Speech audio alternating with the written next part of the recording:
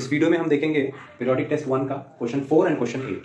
Question 4 में हमें check करना है कि ये दिया हुआ function f of x is equal to 2 raise to x plus 2 raise to mod x इन चारों ऑप्शन में से कौन सा है। 1 1 and onto, many 1 and onto, 1 1 and into, many 1 and into. इस टाइप के क्वेश्चंस को हम वैल्यूज पुट करके भी सॉल्व कर सकते हैं, जो कि यहाँ पे मुझे काफी डिफिकल्ट लगता है। इसका अगर मैं रफ स्केच बना लूं तो मैं बहुत क्विकली बता सकता हूँ कि ये इन चारों में से कौन सा बनने वाला है। तो मैं इसका ग्राफ बनाना चाहता हूं। इसका डोमेन R है, को डोमेन भी R है।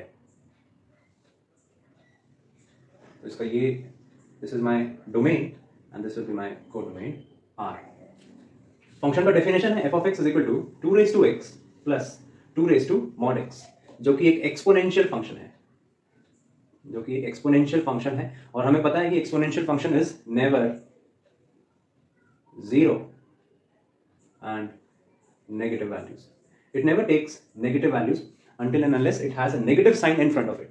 कहने का मतलब है 2 रेज़ टू x ये कभी भी नेगेटिव वैल्यू नहीं हो सकता और ना ही जीरो हो सकता है। क्यों नहीं हो सकता नेगेटिव? क्योंकि सामने माइनस होना चाहिए तब ये नेगेटिव होगा, अदरवाइज ये कभी भी नेगेटिव नहीं हो सकता है। उसी तरीके से 2 रेज़ टू मॉड x भी कभी भी नेगेटिव नहीं होने वाला है। नेगेटिव नहीं होने वाला है तो यहां से एक चीज तो क्लियर होती है कि ये ऑन टू कभी नहीं होगा। तो हम ये चीज देखेंगे कि ये ऑन टू क्यों नहीं है, जब this is never zero and negative. अब मैं इसका ग्राफ बनाना चाहता हूं। ग्राफ बनाने के लिए मैं डोमेन में से कुछ वैल्यूज उठाऊंगा और इस पे प्लॉट करूंगा। तो सबसे इजी पॉइंट मुझको लगता है डोमेन में से x का value 0। So when x is 0 मेरे फंक्शन का वैल्यू होगा 2 raise to 0, 2 raise to mod 0, जो कि होगा 1 plus 1। 2 raise to 0 is 1 and ये भी 0 ही है, so 2। So for this value function is taking value, this is 1 and this is 2।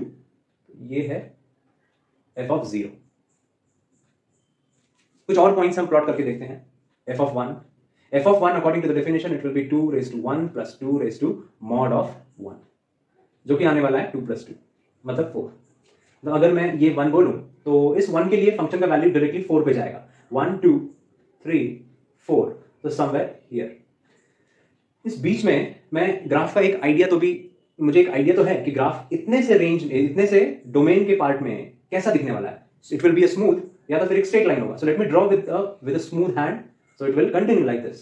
और भी वैल्यूज हो सकती हैं कि इन वैल्यूज के लिए मैं अगर प्लॉट करना चाहूं तो ग्राफ आगे ही बढ़ता रहेगा। एक और वैल्यू है नेगेटिव लाइन से भी एक वैल्यू लेकर के देखते हैं। f ऑफ -1 के लिए एक बार हम ड्रॉ करके देखते हैं।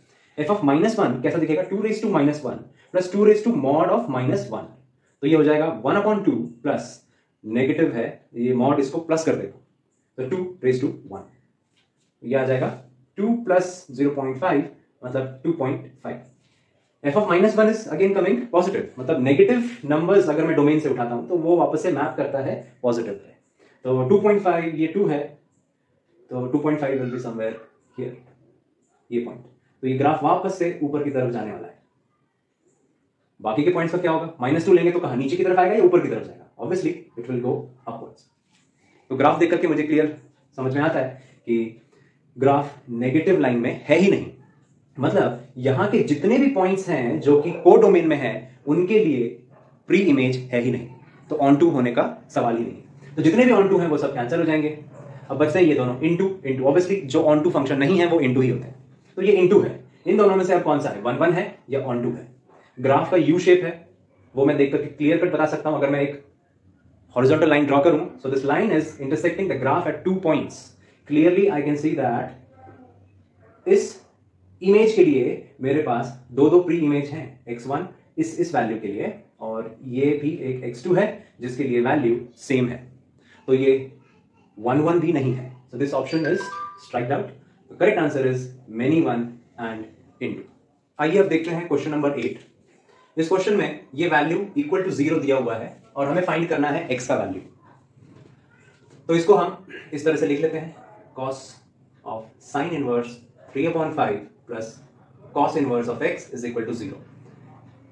इस cos को उस तरफ भेजते हैं तो मेरे पास मिलेगा sin inverse 3/5 plus cos inverse x, and this cos is going on that side, मतलब इनवर्स ले रहे हैं हम लोग, so this will be cos inverse of 0। इसको मैं वैसे ही रखने वाला हूं, sin inverse 3/5 plus cos inverse of x is equal to cos 0 is π/2। इसको मैं वहां शिफ्ट कर देता हूं, sin inverse 3/5 is equal to π/2 minus cos inverse x। ये जो पार्ट है, this is a standard formula कुछ इस तरीके से होगा, cos inverse theta plus sin inverse theta is equal to pi by 2। ये एक स्टैंडर्ड फॉर्मूला है, ये मैं यूज करने वाला हूं। तो according to this pi by 2 minus cos inverse theta will be equal to sin inverse theta. इसकी जगह पे मैं लिखूंगा sin इनवर्स x, क्योंकि एंगल वही होना चाहिए, जहां जो एंगल यहां पे है वो यहां रहेगा। This is equal to sin inverse 3/5। Taking sine both the side मुझको मिलता है x is equal to 3/5। Answer is 3/5। This is my answer.